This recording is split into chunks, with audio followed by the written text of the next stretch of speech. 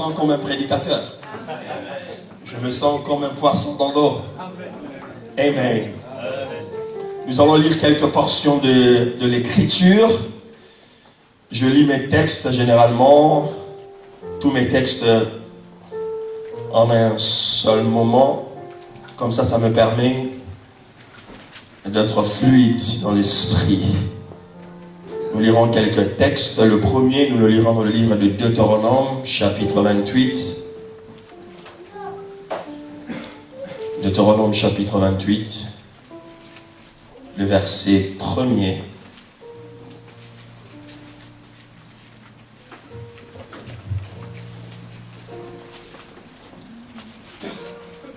Si tu obéis à la voix de l'Éternel ton Dieu, en observant et en mettant en pratique tous ces commandements que je te prescris aujourd'hui, l'Éternel ton Dieu te donnera la supériorité sur toutes les nations. Amen.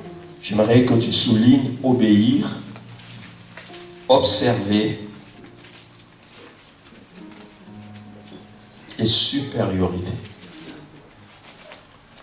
Vous allez m'excuser, je suis allergique au pollen, donc mon nez coule un tout petit peu. Donc que cela ne vous dérange pas de me voir de temps en temps. Essayez de sécher mon nez.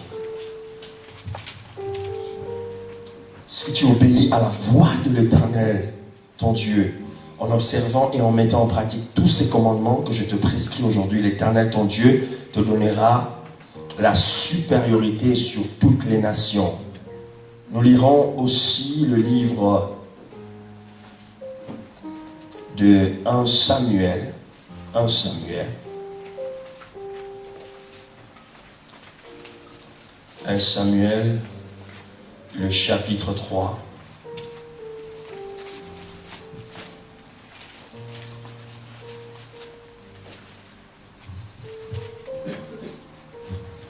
À partir du premier verset, le jeune homme Samuel était au service de l'Éternel devant Élie.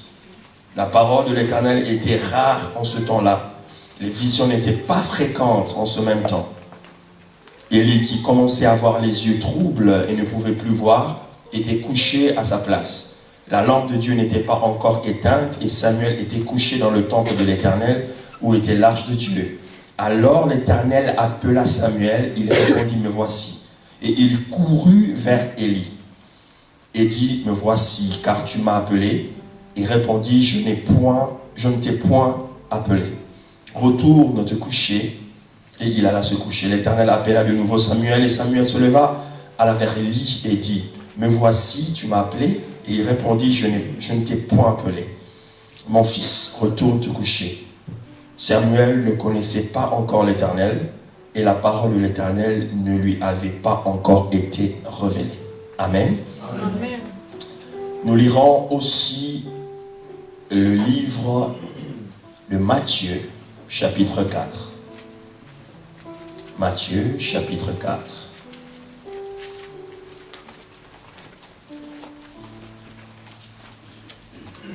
Matthieu, chapitre 4.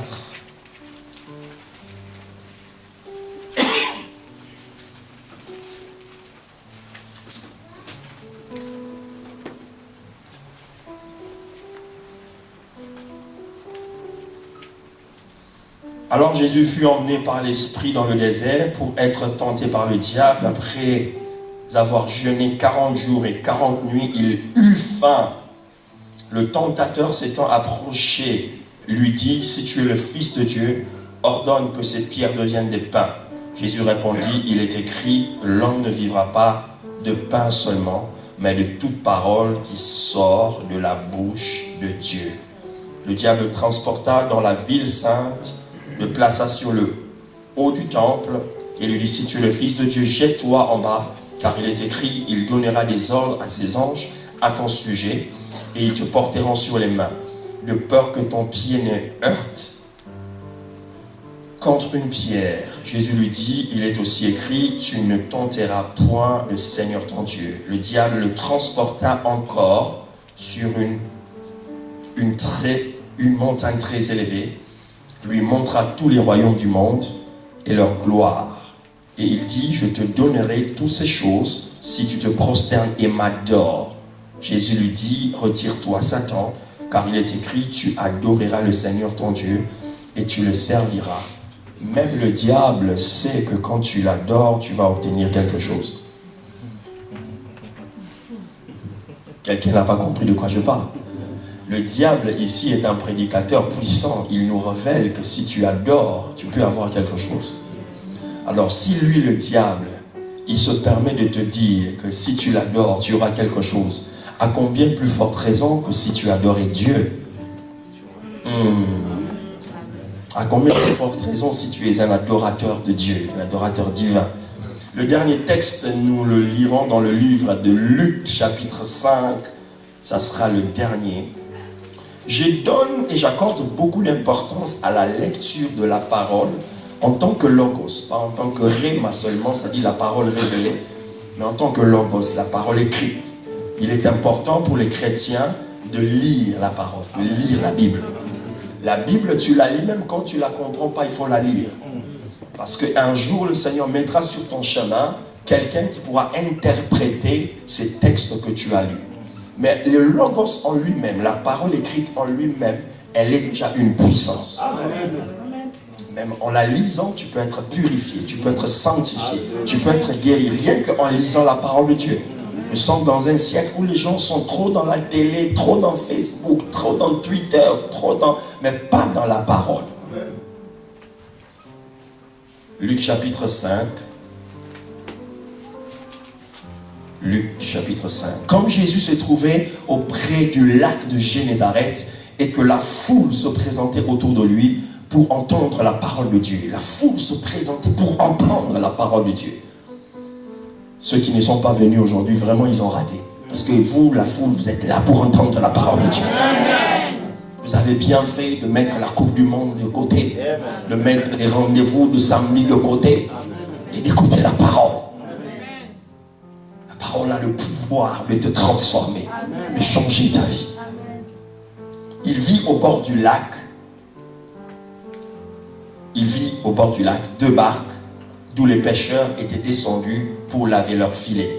Il monta dans l'une de ces barques qui était à Simon. Il le pria de s'éloigner un peu de terre.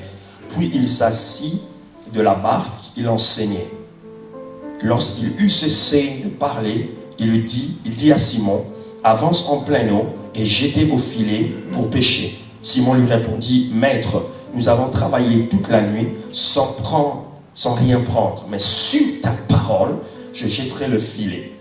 L'ayant jeté, ils prirent une grande quantité de poissons et leur filet se rompait. Ils firent signe à leurs compagnons qui étaient dans l'autre barque de venir les aider. Ils vinrent et ils remplirent les 2 barques au point qu'elles s'enfonçaient. Quand il vit cela, Simon-Pierre tomba aux genoux de Jésus et dit, Seigneur, retire-toi de moi parce que je suis un homme pécheur. Car l'épouvante l'avait saisi, lui et tous ceux qui étaient avec lui, à cause de la pêche et qu'ils avaient faite. Il en était de même de Jacques, de Jean, fils de Zébédée, les associés de Simon. Alors Jésus dit à Simon, ne crains point, désormais tu seras pêcheur d'hommes. Il y a des miracles qui résolvent tes problèmes, mais il y a des miracles qui te font entrer dans ton destin. J'aime m'écouter. Prendre le micro, laisser me transposer là-bas. Là, si écouter Serge. Je disais qu'il y a des miracles qui résolvent tes problèmes, mais il y a des miracles qui te font entrer dans ton destin.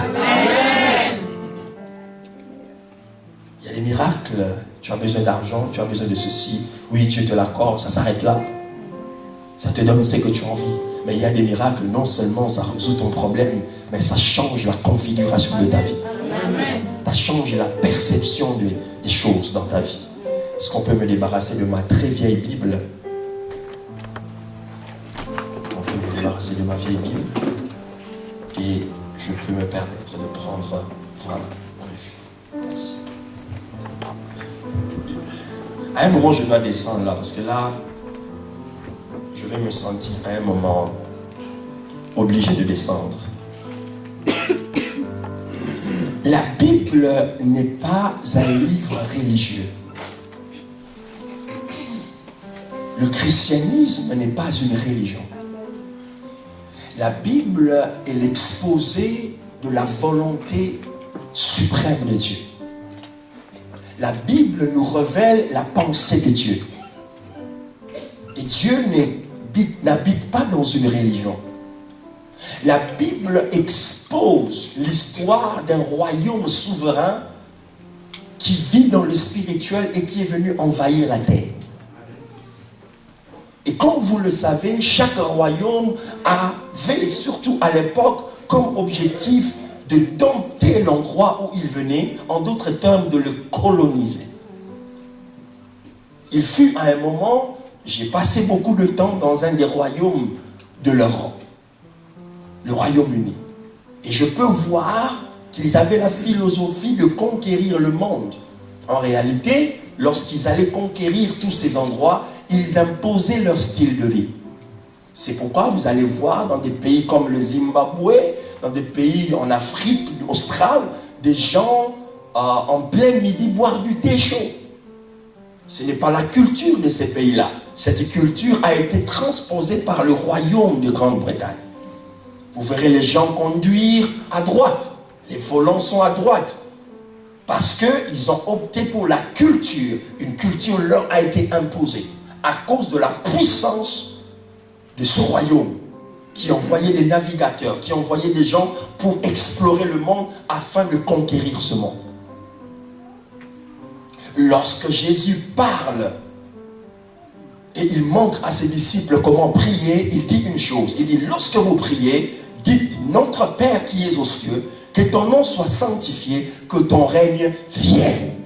Et que ta volonté soit faite sur la terre comme elle est au ciel. C'est-à-dire, Jésus voulait dire aux gens, à partir de cet instant précis, si les gens veulent voir le ciel, ils n'ont pas besoin de monter au ciel. À travers vous sur la terre, ils peuvent voir le ciel. Amen.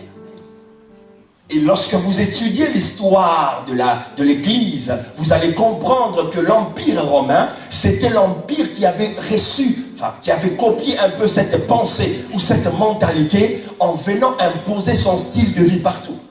C'est de là qu'est sortie l'expression où on dit « tout chemin mène à Rome ». Parce que Rome avait pour politique ou philosophie, partout où il s'installait, vous pouvez voir un César était installé et l'administration, la façon de faire les choses était comme si vous étiez à Rome. Dieu veut que votre vie, votre maison, vos affaires, tout ce que vous faites soit la représentation du ciel sur la terre. Amen. Non, ton amen ne m'a pas confondu. Je voulais dire à quelqu'un, Dieu veut que tu sois le représentant légal de son royaume sur la terre. Amen. La Bible est un livre avec beaucoup de concepts juridiques. Parce que lorsqu'on parle d'un royaume, on voit la souveraineté de quelque chose. On voit le pouvoir, on voit l'autorité, on voit la puissance. On voit la capacité d'influencer les autres.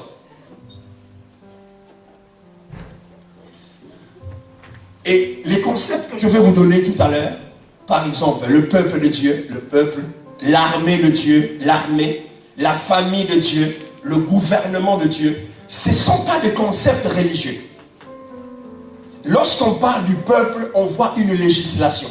C'est-à-dire, un peuple ne peut pas être un grand peuple si chacun fait ce qu'il a envie de faire. C'est la raison pour laquelle Moïse, après avoir été libérateur, il est devenu législateur. Il n'est pas resté libérateur. Il est devenu législateur.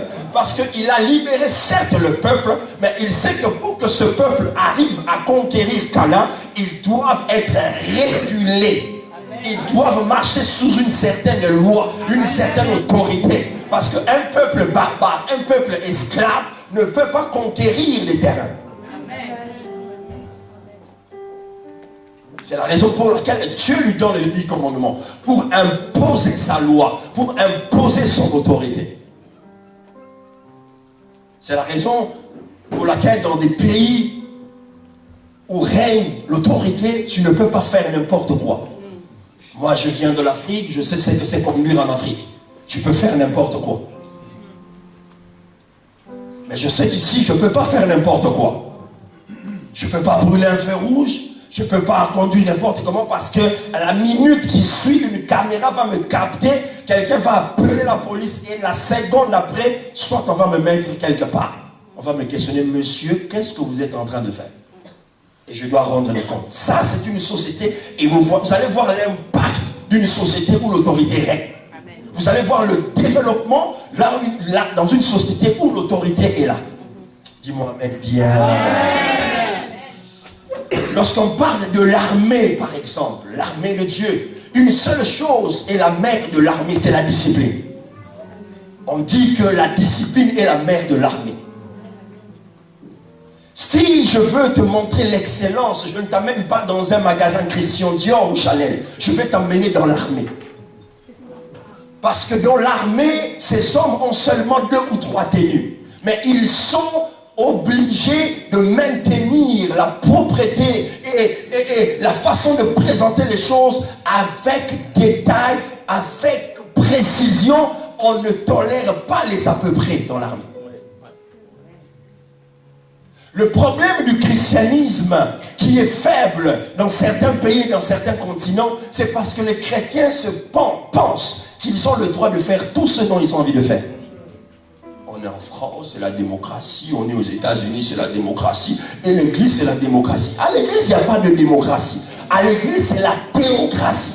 C'est-à-dire Dieu parle et le peuple obéit. Ah, tu ne me dis pas amen. Je dis qu'à l'église, c'est la démocratie. Non. À l'église, il n'y a pas d'assemblée nationale. On va voter les lois qui ont voté 5, oui, 8. Non. Non, non, non. À l'église, la voix de Dieu parle et le peuple obéit. L'armée. Dans l'armée, tu ne peux pas voir un subalterne hausser le ton devant un supérieur. La règle de l'ordre dans l'armée, c'est qu'on obéit et on peut respecter après. Mais lorsqu'on vous donne un ordre, ça s'exécute. Ça ne se débat pas. Dis au frère ou à la soeur qui est à côté de toi, il parle de moi, il parle de moi. Dans le concept de la famille aussi, la Bible parle de la famille de Dieu. Et pareil, dans la famille, il n'y a pas cette philosophie qu'on nous amène aujourd'hui pour dire que tous nous sommes égaux. On n'est pas égaux. La Bible dit l'homme est le chef de la femme. Il n'y a pas d'amen, je vais continuer. Je vais continuer encore plus fort. La Bible dit l'homme est le chef de la femme. La Bible n'a pas dit qu'ils gèrent ensemble. Non. La Bible dit que quand on te dit que ton chef, celui-là est ton chef dans l'entreprise, est-ce que tu te considères égal à lui? Alors pourquoi dans la famille on dit l'homme est le chef de la femme? Vous voulez maintenant démocratiser la parole de Dieu en disant que non, non, non, non. L'homme est le chef. Le chef en question ne domine pas, il ne détruit pas, il est là pour représenter l'autorité de Dieu. Je sens les hommes, ils ont dit amen, papa prêche.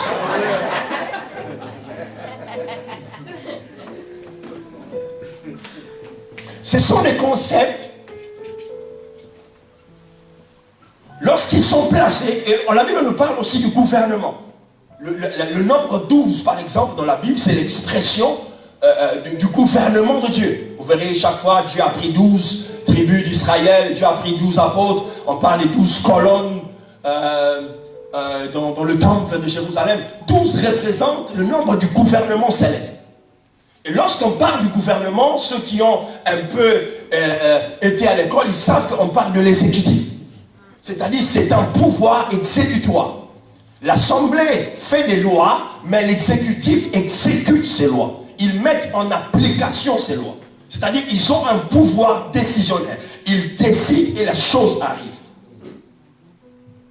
Et Dieu veut que son peuple fonctionne dans tous ces concepts-là. Et lorsque vous allez voir tous ces concepts, vous l'étudiez bien, il y a un dénominateur commun dans tous ces concepts, c'est l'obéissance. Dis-moi obéissance. Nous parlons des cœurs de fils. Lorsqu'on parle d'un fils, Ça veut dire c'est un homme qui est sous une autorité. C'est une personne qui est sous une influence qu'on appelle un père. On ne peut pas parler de fils s'il n'y a pas de père. Et sachez-le que s'il n'y a pas de père, vous n'avez pas de repère. Aïe, aïe, aïe, aïe, aïe, aïe, aïe, aïe. Si vous n'avez pas de père, vous n'avez pas de repère. Et lorsque vous n'avez pas de repère, vous êtes une personne morte. Vous êtes une personne sans direction. Vous devez comprendre que l'une des stratégies du diable, c'est de briser le pouvoir des pères.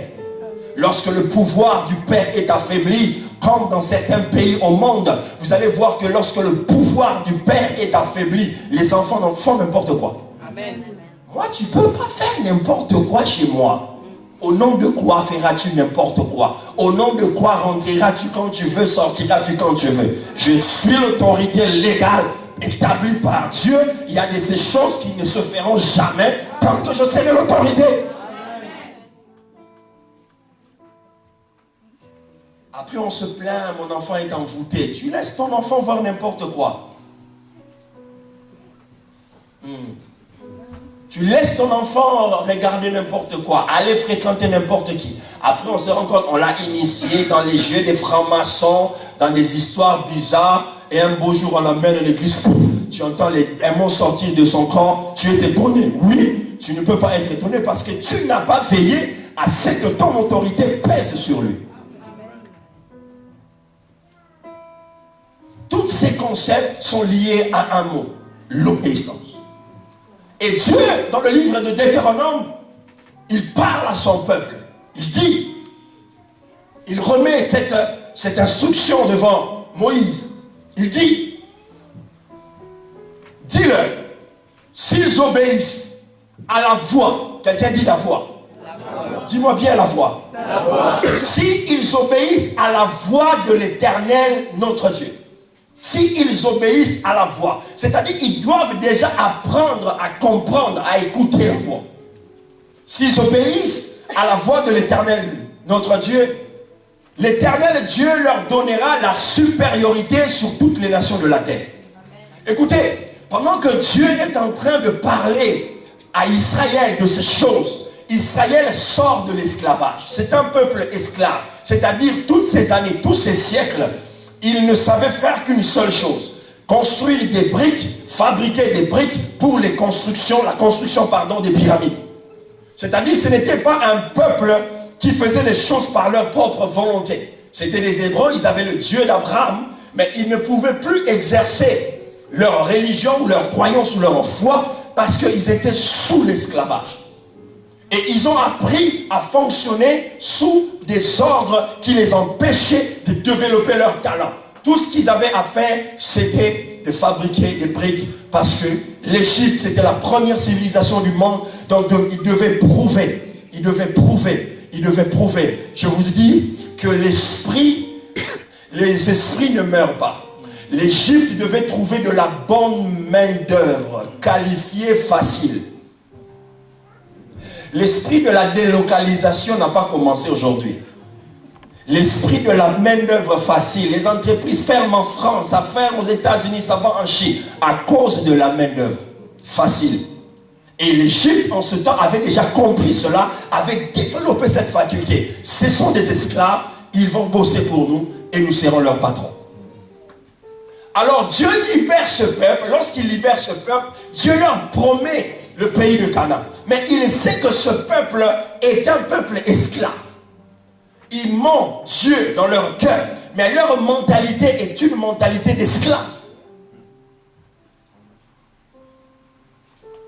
Alors si je les laisse comme ça, ils ne pourront jamais conquérir les pays que je leur ai dit. Et pendant que Dieu est en train de leur parler, il y a des peuples puissants tout autour d'eux. Et ce peuple d'Israël est sorti de l'Égypte, pas avec des armes, pas avec des biens aussi importants, certes de l'or, beaucoup d'or, mais pas avec des armes qui leur permettront de conquérir tous ces peuples-là. Mais Dieu leur dit, si vous obéissez à ma voix, je vous donnerai la supériorité sur toutes les nations. J'aimerais dire à quelqu'un que le plus haut degré, le plus grand niveau de la supériorité se trouve dans l'obéissance. Il y a de ces choses qui ne vous obéiront jamais jusqu'à ce que vous deveniez obéissants à la parole de Dieu et à la voix de l'Éternel. Moïse leur dit, si vous obéissez à la voix de l'Éternel, si vous obéissez à la voix de l'Éternel. Et la voix de l'Éternel, c'est là où il y a le problème dans l'Église. C'est là où il y a le problème dans le peuple de Dieu. Parce qu'on sommes dans un siècle, lorsque Dieu parle, les gens ne comprennent pas que Dieu parle. Mais cependant, lorsqu'un chien aboie, tous nous savons qu'il y a un chien aboyé. Lorsqu'un chat miaule, tous nous savons reconnaître la voix d'un chat. Mais lorsque Dieu parle, qui est notre créateur, nous qui sommes créés à son image et à sa ressemblance, nous n'arrivons pas à cerner la voix de Dieu. Comment est-ce possible? Parce que la voix de Dieu, elle se dissimule toujours dans la voix d'un homme. Amen. Amen. La voix de Dieu se dissimule toujours dans la voix d'un homme. Lorsque Dieu leur dit, si vous obéissez à ma voix, en réalité, Dieu s'est incarné, s'est substitué dans la législation de Moïse et dans la personne de Moïse. Moïse est devenu la voix par excellence qui parlait à son peuple. Et les gens devaient écouter. Le problème que nous avons à l'église, que nous avons chez le peuple de Dieu, on n'apprend pas à écouter la voix de Dieu.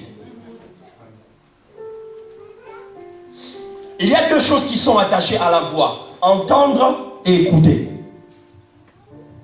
Vous pouvez entendre sans écouter. Lorsqu'on entend, on est fixé vers un son. Lorsqu'on entend, on est focalisé vers un bruit ou un son. Mais lorsqu'on écoute, on est focalisé par la compréhension de ce qu'on entend.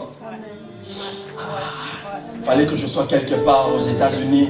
Les gens allaient dire, parle-nous, man of God, preach. Lorsqu'on entend, on est focalisé par le bruit. Lorsqu'on écoute, on est focalisé par la compréhension ou le discernement de ce qu'on vient d'entendre. C'est pourquoi je peux t'entendre et ne pas t'écouter.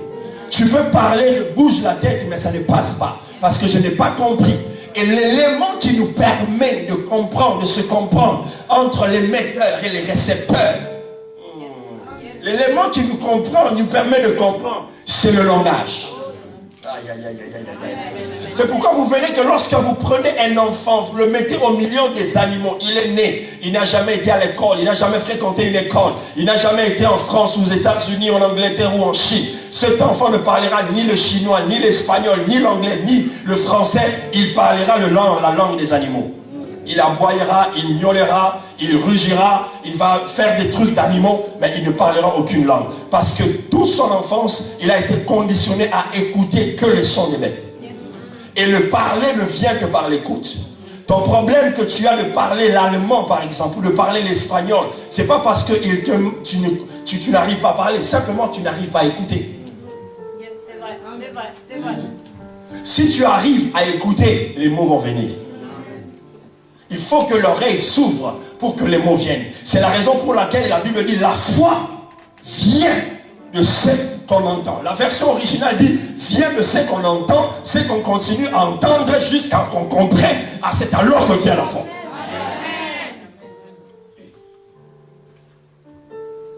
C'est bizarre de voir un enfant qui est né, on envoie à l'école quand il était dans la maison de ses parents. Tous ses petits besoins, il les faisait dans son pampers, tout ça. Et puis quelques années plus tard, on l'emmène dans une école qu'on appelle la maternelle. Il commence à distinguer les couleurs. Il commence à comprendre parce que quelqu'un lui a parlé. Parce que quelqu'un lui a dit 1, 2, c'est bleu, c'est rouge. Et il revient à la maison, il dit maman c'est bleu, maman c'est rouge. Et il vous explique. Parce qu'il y a quelqu'un qui maîtrise ces leçons qu'il lui a transmis à savoir. Et c'est un même enfant qui ne comprenait pas certaines choses à un certain âge. Il va au CM1, après au CM1, il passe d'école, tout ça. Il va au collège ou au lycée. Après le lycée, vous voyez, il commence à faire des trucs qu'il n'arrivait pas à faire, les équations en mathématiques, il fait des trucs en physique. Il arrive à résoudre certains problèmes. Il commence à bricoler des choses à la maison, ce qu'il ne pouvait pas faire il y a quelques années. Et un beau jour, il va à la fac. Il va à la fac de médecine, il fait toutes ces choses, il apprend. Il y a un monsieur en blouse blanche, il lui dit le ventre, il y a telle partie, il y a l'intestin de ce côté, il y a le pancréas de ce côté-là. Alors si vous faites ça, vous arrangez. Et un beau jour, à un certain âge, vous voyez le gars qui était petit. Un jour, il prend le bistouri, il ouvre le ventre de quelqu'un. Et en ouvrant le ventre de quelqu'un, il n'a pas peur. Pourquoi il n'a pas peur?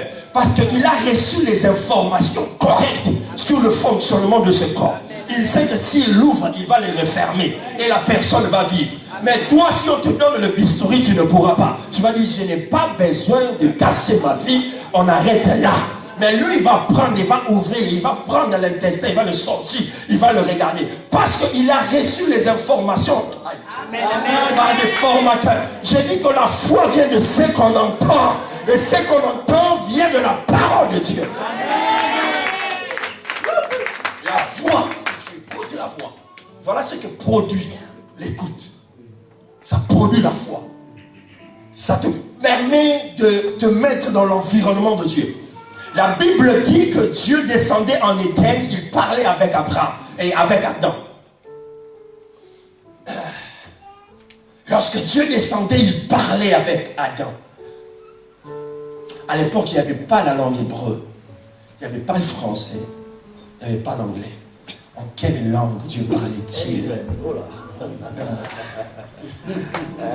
C'est quelqu'un qui comprend de quoi je parle ici.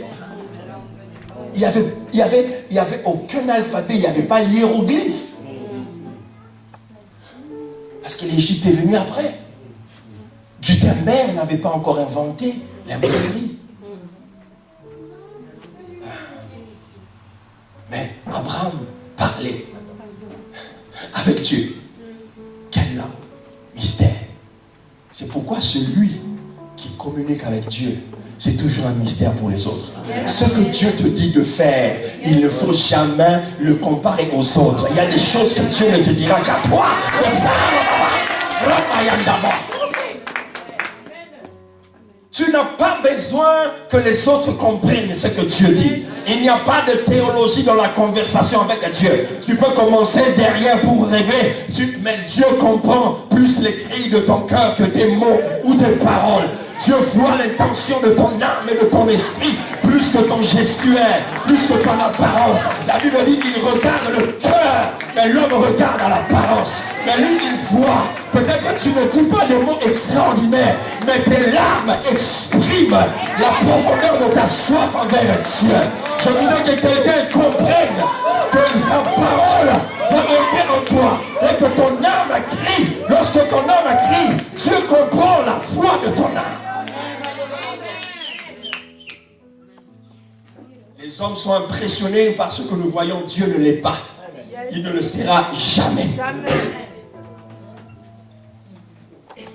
Écoute la voix de l'Éternel. La voix de l'Éternel représente l'autorité de Dieu.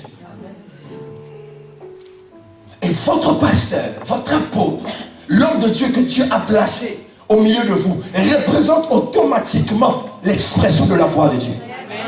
Ah, je voulais voir un peuple qui dit amen et bien.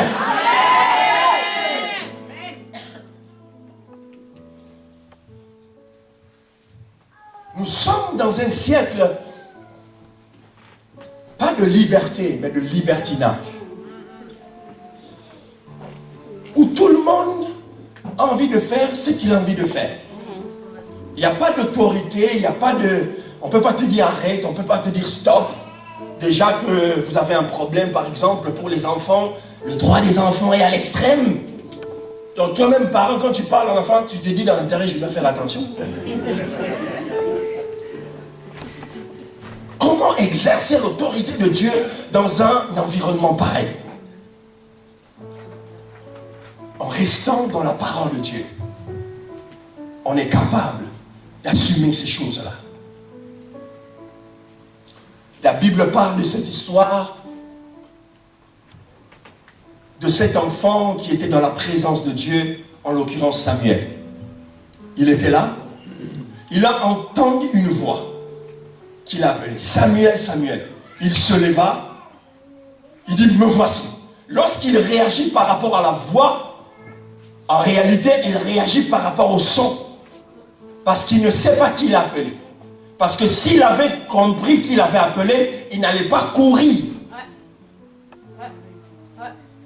Amen. Mais son geste est révélateur. Il court auprès de Élie parce qu'il sait que dans l'environnement où il est, le représentant de l'autorité de Dieu, c'est Élie. Écoutez, il faut arrêter ces choses-là. Dieu me parle. Dieu ne va pas te parler plus que ton pasteur. C'est faux ces choses-là, c'est le diable.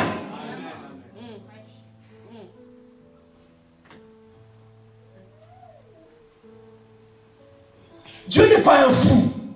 Il établit les hommes pour perfectionner les saints et en même temps il établit un groupe de gens pour que ces gens-là servent des contre-pouvoirs. Dieu est ordonné. Écoutez,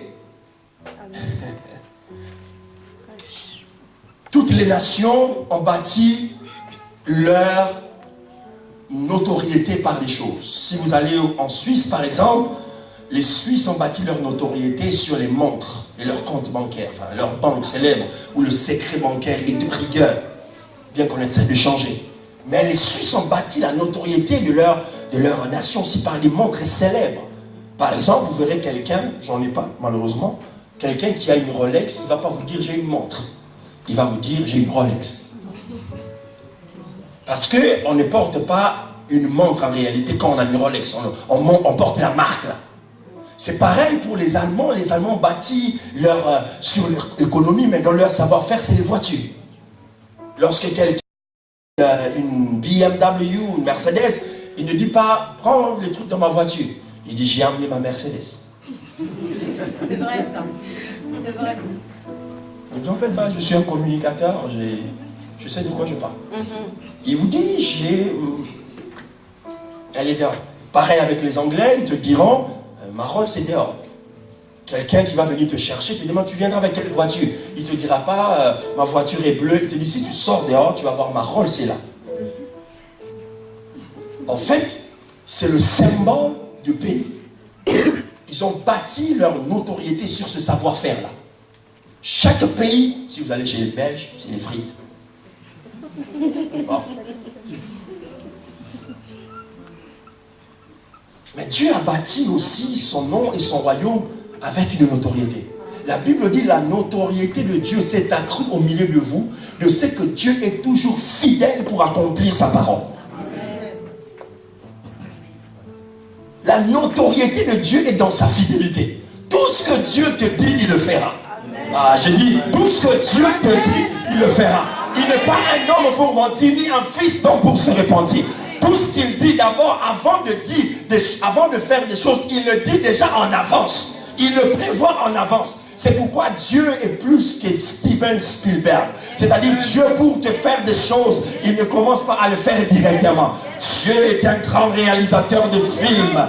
Avant qu'il n'accomplisse ces choses-là, il te montre un extrait de 30 secondes de ce que c'est là. Tu vois quand tu regardes la télé, tu vois un extrait de 30 secondes, ça suscite la curiosité, tu dis, je dois voir ce film. Ça se passe en 15 secondes. Tu dis, waouh, c'est quoi ce truc? Je dois le voir. Dieu n'a pas besoin de te montrer toute ta vie. Dieu n'a pas besoin, il suffisait d'un songe à Joseph de savoir qu'un jour il sera grand.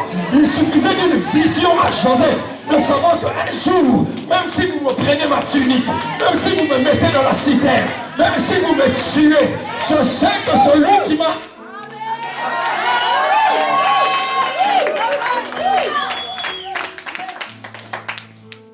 Juste une vision, un extrait de ce que tu seras me suffit de la part de Dieu. Ce centenier avait compris lorsqu'il est approché auprès de Jésus. Il a dit, tu n'as pas besoin d'une litanie. Tu n'as pas besoin de me dire des phrases et des phrases. Tu n'as pas besoin de me parler des chapitres. Dis un mot. Parce qu'il n'est pas un philosophe. Il est Dieu. Apprends à écouter sa voix. Dis à quelqu'un, écoute sa voix aujourd'hui. Cet enfant est allé auprès de Élie, Samuel, parce que la voix de Dieu il l'a retrouvé auprès de son père, Élie. Élie lui-même lui a dit, va te coucher. Deuxième fois, va te coucher. Troisième fois, lorsqu'il revient, il dit, cette fois-ci, Élie a compris que non, cet enfant a un appel. Mais Dieu a utilisé ma voix pour l'appeler. Cette fois-ci, maintenant, comme tu ne connais pas ces choses, je vais t'envoyer chez qui tu peux apprendre le mieux ces choses. Lorsque Dieu t'appelle, lorsque tu entendras encore la voix, dis Seigneur, me voici, et fais de moi ce que tu veux. Tu ne peux pas comprendre où aller si Élie ne te dit pas va. Amen. Amen. Le diable a compris que la meilleure façon de bousculer, de bloquer, d'intercepter tes bénédictions et tes grâces, c'est de mettre des zizanies, de détruire les fréquences entre toi et ton pasteur, entre toi et l'église de Dieu. Parce qu'il sait que lorsque comment on appelle ça, le récepteur n'est pas en bon état, même si vous avez un appareil puissant, aïe, aïe, aïe, laisse-moi parler de la technologie ici, laisse-moi dire que les fréquences existent, même si tu ne les vois pas, mais elles existent. C'est grâce aux fréquences que ce micro parle. Il y a des choses qui existent, mais tu ne peux pas le voir. Pour le voir, il faut le matériel adéquat. Le microbe existe, mais pour voir un microbe, tu as besoin d'un microscope. C'est pas parce que ces choses-là, tu ne les vois pas, qu'elles n'existent pas. Tes promesses existent, mais il faut que tu sois équipé. Et pour être équipé, il faut être côté de l'autorité de Dieu. On ne comprend pas les choses de Dieu par soi-même, non. Il faut que quelqu'un qui est roi, quelqu'un qui a de l'autorité, quelqu'un que Dieu a placé. Tu n'as pas besoin de savoir comme moi, je suis mince, je ne tiens ça de qui? De mon père et de ma mère, j'ai des gros yeux. Tu n'as pas besoin de ça. Tu as besoin seulement de comprendre, d'entendre la voix et de savoir que cette voix, c'est la voix de Dieu. Le diable va venir te perdre. Pourquoi il est mince? Pourquoi il est comme ça? Pourquoi il parle avec un accent? C'est pas ton problème. Ton problème, c'est de comprendre. Dieu parle. Amen. Et je vais écouter la voix de Dieu. Samuel est parti. Il est arrivé et il a compris. Le dernier texte que nous avons lu, Jésus arrive. Dans l'avant-dernier, le diable vient tenter Jésus. Et lorsqu'il vient le tenter, toujours concernant la voix, le diable lui dit, parce que le diable sait le bouton qu'il faut toucher dans notre vie pour nous faire basculer. Il sait. Quand le Créateur nous créait, il était là. Il avait perçu le genre de créature que Dieu était en train de créer. Il a dit, waouh, cette créature, c'est la seule au monde qui a son image et a sa ressemblance. Depuis ce jour, il a été jaloux de toi. Parce que quand bien même lui, il était beau, parfait, mais il n'avait pas la substance que toi tu avais. Tu ne comprends pas pourquoi le diable te combat. Parce que ce n'est pas parce que tu as des choses, mais parce que le diable sait qu'en toi, il y a des choses extraordinaires. Ce n'est pas ce que tu possèdes que le diable combat. Le diable combat ce qui est en toi. Amen. Et le diable vient, il sait que Jésus a faim. 40 jours de jeûne et prière, sans manger. Le diable sait. Il sait que cet homme est vulnérable parce qu'il a faim. Qu'est-ce que je peux lui proposer de beau? Le diable sait que quand tu as affamé d'amour, il peut te proposer n'importe quoi. Le diable sait que quand tu es affamé d'argent, il peut te proposer n'importe quoi. Parce qu'il sait que tu es vulnérable en ce moment-là. Et il présente du pain. Et il lui dit, tu as le pouvoir. Le diable encore, c'est un bon prédicateur.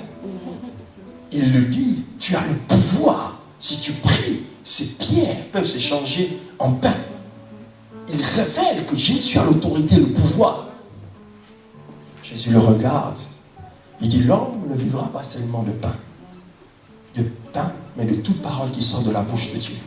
Ce que le diable disait était vrai. Mais ce n'était pas la voix de Dieu. C'était le son de la parole, mais ce n'était pas la voix de la parole. Il y a un distinguo entre le son et la voix. Il a émis un son, comme quoi si tu fais ça, tu vas obtenir ça. Mais Jésus était en train de lui dire, à l'état où je suis en jeûne et prière. Ce n'est pas ma saison de manger. Chaque chose a son temps. Il y aura un temps où je vais manger. Pendant que je suis là, je n'ai pas besoin de pain, j'ai besoin de la parole. Amen. Le problème entre vous, le problème au milieu de nous chrétiens, c'est parce que nous aimons des fois brûler les états. Dieu ne travaille pas dans les raccourcis. Il n'est pas spécialiste dans les raccourcis. Dieu est spécialiste dans les processus. Il a un savoir-faire extraordinaire. Lorsqu'il a commencé un travail à l'alpha, il doit l'amener jusqu'à oméga. Lorsque quelque part le travail prend un défaut, il va ramener le produit à première étape au commencement pour qu'on refasse la chose. Amen. Amen. Jésus avait compris. Il avait compris qu'il aura une occasion. Pendant qu'il a refusé de manger le pain, mais on lui donnera une occasion pour multiplier le pain. Ah. Quelqu'un n'a pas compris. Hein? Je veux le ramener à ton niveau pour que tu comprennes. En fait, il y a des choses que tu refuses de prendre maintenant. Ça va te donner la force d'impacter 5000 personnes. Ah. Amen. Jésus a refusé le pain parce qu'il avait faim.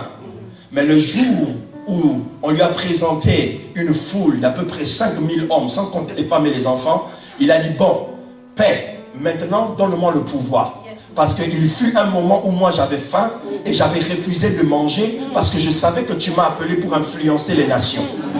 Maintenant, à cause de mon sacrifice, à cause de mon obéissance, à cause de ta voix que j'ai écoutée et que je l'obéis, donne-moi maintenant le pouvoir. Avec ces quelques pains qu'on me présente, une simple prière me permettra d'épater tous ces gens. Je suis venu dire à quelqu'un, les choses que tu refuses aujourd'hui te donnera le pouvoir demain. Si tu dis non au diable aujourd'hui, le Seigneur te donnera le pouvoir demain. Parce que le pouvoir est un processus qu'on acquiert. Il n'avait pas peur. Et la Bible dit, le diable est revenu encore une fois pour le tenter. Jésus a dit, tu ne tenteras pas le Seigneur ton Dieu. Il est revenu une troisième fois. Tu ne tenteras pas le Seigneur ton Dieu. Et lorsque son ministère a pris de l'ampleur, dans le dernier jour de ce texte de Matthieu chapitre 4, la Bible dit, dans la fin, vous verrez que les anges sont venus les servir. Les anges ne l'ont pas servi au milieu du processus, au milieu de la préparation. Non, les anges viennent après que tu aies accompli parfaitement la volonté de Dieu. Il y a de ces choses que tu ne pourras jamais avoir au milieu du processus. L'église ne pourra jamais s'éclater s'il brise l'ordre établi par Dieu. Lorsqu'on manque de respect, lorsqu'on insulte l'autorité, lorsqu'on voit l'homme de Dieu comme un moins que rien, l'église ne peut pas connaître la gloire et la puissance. Il y a des miracles qui ne pourront jamais se faire dans une église où quelqu'un est assis, et l'homme de Dieu prêche et dit, bon, il parle, il finit, bon, on a envie de partir. Mais tu es venu faire quoi? Tu attrapes la malédiction. Gratuitement. Et pour toi et pour tes enfants. Il y a les enfants, il y a tes enfants. Gratuit.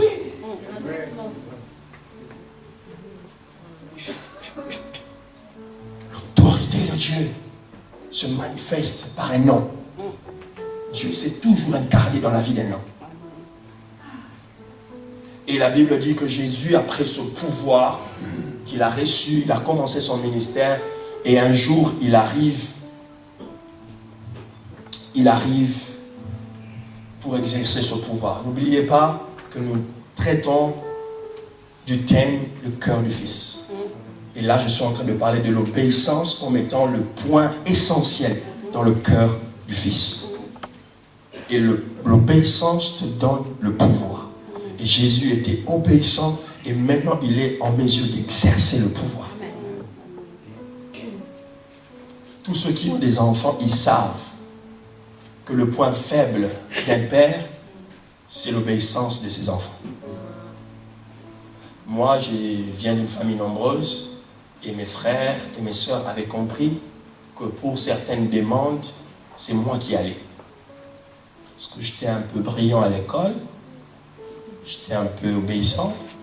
Donc quand il s'agissait de demander des choses à notre père, tout le monde se rétractait et on disait, on va envoyer notre joker. Parce que lui, quand il parle, il n'a pas dit non difficile. Parce qu'ils savaient, ils avaient compris. C'était leur tactique. J'ai compris ça bien en retard. Donc ils m'utilisaient à leur dépens. Jésus arrive devant Pierre et ses gens, ses amis. Il leur regarde. Il voit que ces gens, il leur manque quelque chose. Ils ont travaillé, ils n'ont rien eu. Il remarque, il observe. Il observe. Ce n'était pas Dieu qui lui a dit, il a observé. Parce qu'il y a des chrétiens trop spirituels aujourd'hui, ils pensent tout spiritualiser. Il y a des choses qu'il faut faire par observation. Il a vu que ces gens étaient frustrés. Quelqu'un, quand il est frustré, ça se voit physiquement. Il parle seul dans la rue. La tête se courbe, il compte des trucs. C'est la frustration se manifeste dans le corps. En réalité, on communique avec 70% dans le corps. La communication corporelle prend 70% de notre expression. C'est pourquoi si tu es un bon observateur, tu peux lire des choses à travers l'expression corporelle. Amen. Amen. La Bible dit que Jésus les a regardés, il a compris qu'ils étaient frustrés. Mais c'était son temps de manifester son pouvoir. Il vient, il dit à Pierre, donne-moi ta barque. Je vais prêcher. Écoutez, il faut être assez culotté pour venir dire à quelqu'un qui a déjà des problèmes de te donner ton outil de travail, ton investissement, ton argent, ta vie. Je vais d'abord l'utiliser. Attends. Mais le monsieur qui est en train de lui parler, il sait ce qu'il est en train de faire.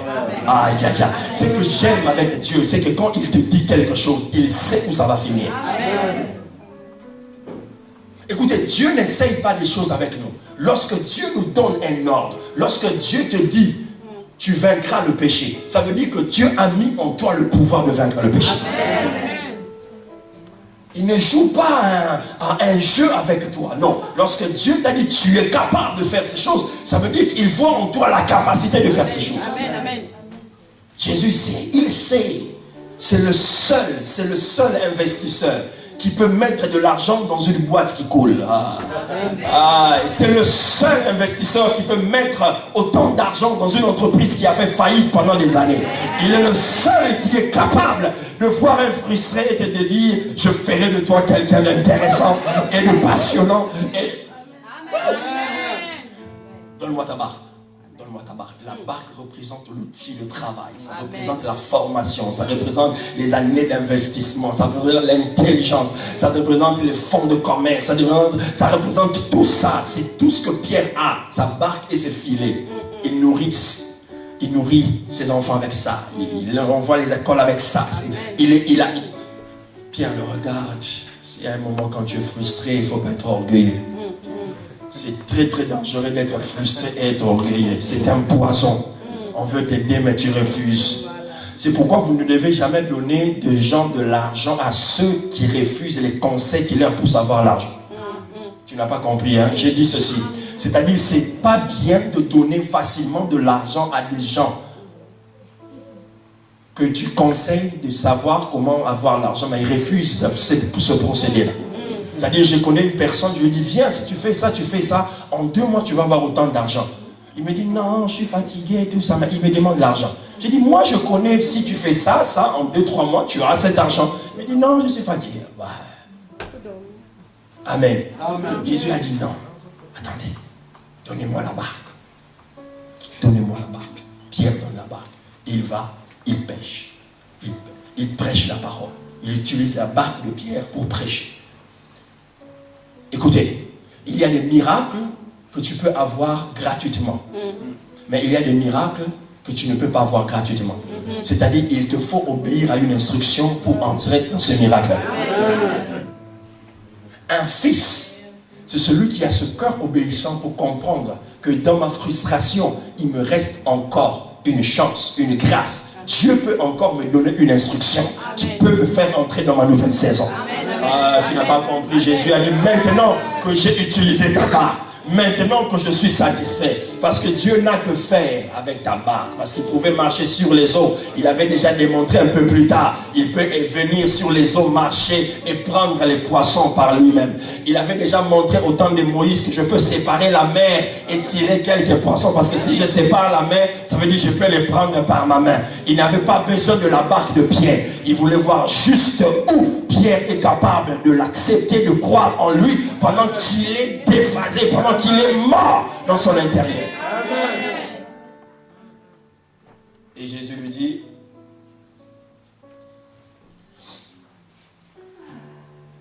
maintenant que tu as obéi, je vais te donner la supériorité. Amen. Amen. Vous voyez maintenant que tous les textes se collent. Vous avez compris pourquoi j'avais donné ça en puzzle. Mode puzzle, maintenant ça se reconstitue. Supériorité. Pendant qu'il dit jette ton filet, Pierre fait le geste de l'obéissance. Mais en réalité, le Créateur venait de donner un communiqué à tous les poissons de ce lac. Et on venait de dire à tous les poissons, il y a un rassemblement poissonnique du côté droit de lac. Le Créateur vient de donner l'ordre. Tous nous nous retrouvons, les dorades, les poissons-chats, les capitaines, les sols, les baleines, les requins. Tous nous allons nous retrouver du côté droit de la mer. Il y a un rassemblement. Le maître nous veut là-bas. Parce qu'il veut que nous puissions bénir quelqu'un. Je veux dire à quelqu'un, celui que nous servons, il est capable, si tu es obéissant, de donner l'ordre à quelque chose que tu cherches pendant un temps. Cette chose peut...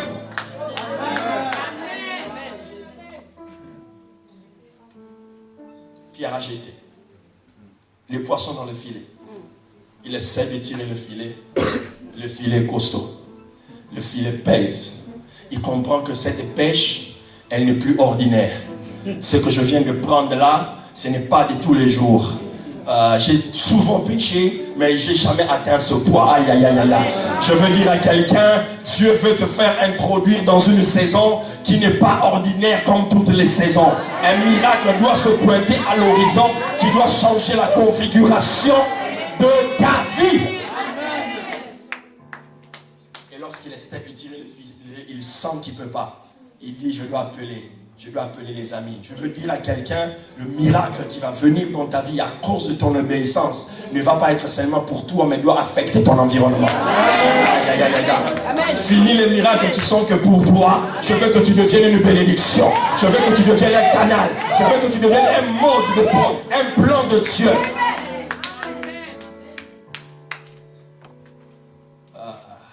Dieu veut que tu sois un programme. Amen. Lorsqu'on clique sur toi, ça ouvre plusieurs windows, plusieurs fenêtres. Quelqu'un n'a pas compris. On va seulement te toucher, mais beaucoup de choses s'ouvrent sur les gens. Car Dieu nous appelle à influencer. Nous sommes le sel de la terre, nous sommes la lumière du monde. Il appelle ses associés, les associés appellent les associés. Les associés, on sent qu'on commence à parler de ça de la ville. Je veux que Strasbourg commence à sentir que Dieu est avec toi. Je veux que ta famille commence à sentir que tu as de l'impact, que tu as de l'influence. Il y a des endroits où tu entreras, tu ne diras ni mot, mais tu seras porteur de la présence de Dieu. Et les gens vont sentir la présence de Dieu, parce que tu es porteur de la grâce de Dieu. Il y a des endroits où tu arriveras, tu verras la personnalité malade, ça ne sera pas l'apôtre qui va partir. Tu diras, levez vos mains, je vais souffler l'onction de Dieu, et la personne sera guérie, et tu souffleras. Personne ne guérira à cause de l'influence de ton obéissance à la voix de Dieu que tu as obéi par rapport à l'autorité de Dieu.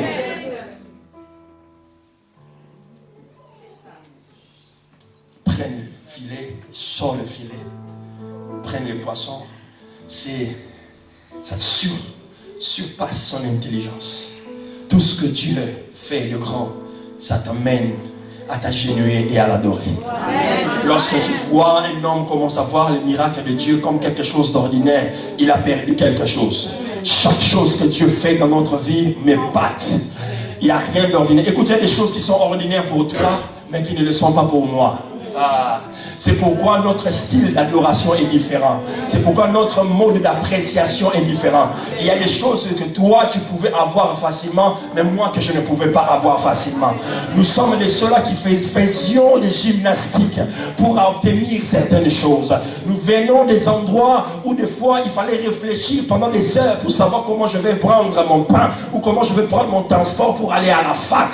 C'est pourquoi lorsque je me mets à genoux et je l'adore, je ne peux pas l'adorer comme toi. Parce que toi, tu es né où tout était facile, où tu avais tout facilement. Comment veux-tu qu'on l'adore de la même manière? Je ne peux pas t'adorer comme toi tu l'adores, parce que moi, je sais que il m'a pris. David ne pouvait pas l'adorer comme Salomon, parce que David, Dieu l'a pris.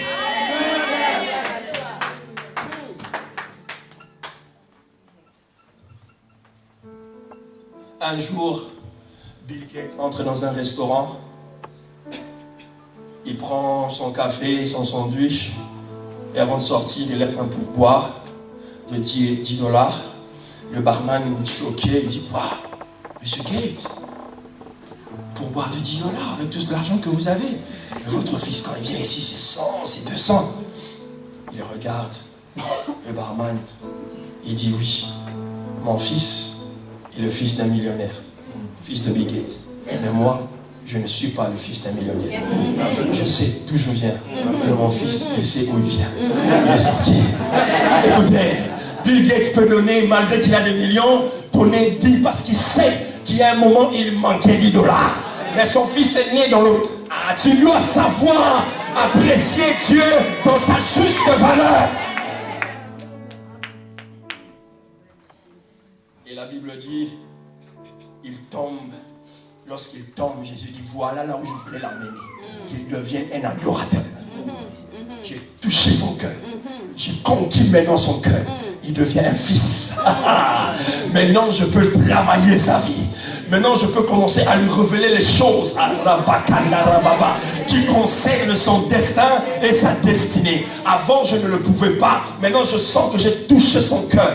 Maintenant, si je lui dis des choses, maintenant, je suis capable de commencer à lui parler sur la Pentecôte, lui révéler des choses qui vont arriver. Je serai capable de lui donner les clés, parce que c'est à Pierre qu'on avait donné les clés. Je vais mettre en lui quelque chose de fort.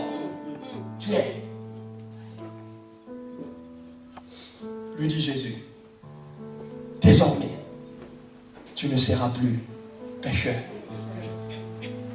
Tu deviendras pécheur d'hommes.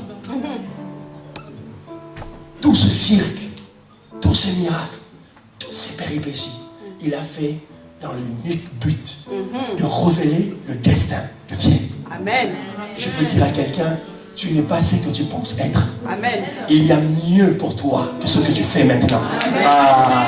Aussi longtemps que tu n'as pas encore compris la raison pour laquelle tu vis, tu existes.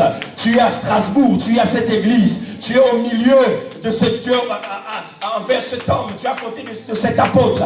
Tu rates beaucoup de choses.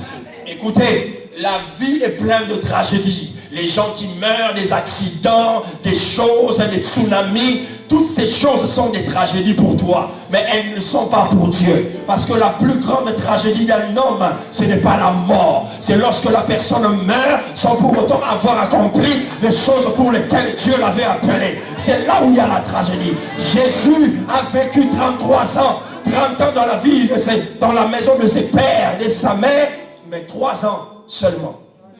Mais ces 3 ans ont marqué le monde à jamais. Tu n'as pas besoin de vivre longtemps sans impact. Il faut vivre dans le temps de Dieu avec l'impact. J'étais venu dire à la ville de Strasbourg, j'étais venu dire à cette église: tu as un destin, tu as une destinée à cause de ton obéissance. Levons-nous dans la présence de Dieu.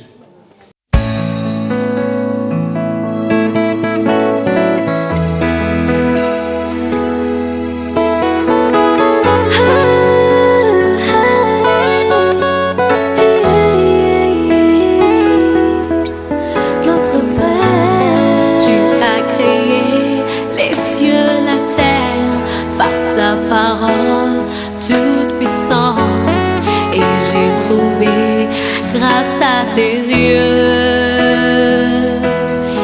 Éternel, tu as créé les cieux, la terre, par ta parole toute puissante, et j'ai trouvé